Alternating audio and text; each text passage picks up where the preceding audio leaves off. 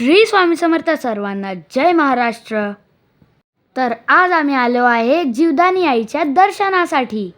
आईच्या मंदिरात 1000 पेक्षाही जास्त पायऱ्या आहेत आणि आता त्याच पायऱ्या चढून आम्ही आता आईचं दर्शन करणार। तशी बाजूला ट्रेनचीही सोय आहे, पण आम्ही पायऱ्या चढूनच दर्शन करणार। तर फ्रेंड्स, पहिला आम्ही आलो आता बाप्पाच्या दर्शनाला। बाप्पाचे दर्शन करून आम्ही पायऱ्या चढण्यास सुरुवात केली।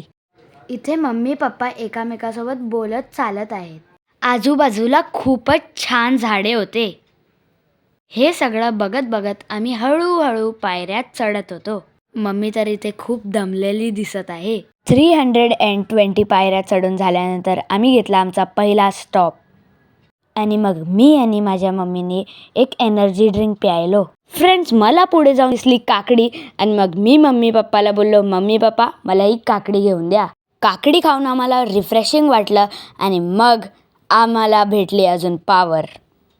आणि आता आम्हाला दर्शन झाले दत्तगुरूंचे। आम्ही जेव्हा पण जीवदानी आईच्या दर्शनाला जातो तेव्हा आम्ही दत्तगुरूंचे दर्शन करून जातो। खूप पायऱ्या चढता चढता आम्ही विचार करत होतो आत्ता मंदिर येईल, पण मंदिर तर येतच नव्हतं। आणि नंतर मी विचार केला मी पळत जाईल, तरी पण मंदिर नाही आलं। आई जीवदानी माते की जय। आईचे दर्शन झाले। फायनली आमचे जीवदानी मातेचे दर्शन झालेले आहे आणि इथे होता देवी आईचा वाघ। सर्वजण जाऊन त्यांच्या कानात त्यांची विश सांगत होते।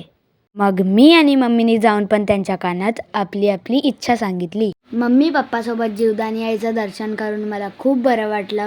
त्यानंतर आम्ही पूर्ण जीवदानीचा परिसर फिरलो। तिथे खूप छोटी मंदिरं होती। मग आम्ही तिथे जाऊनही देवांचे दर्शन केले।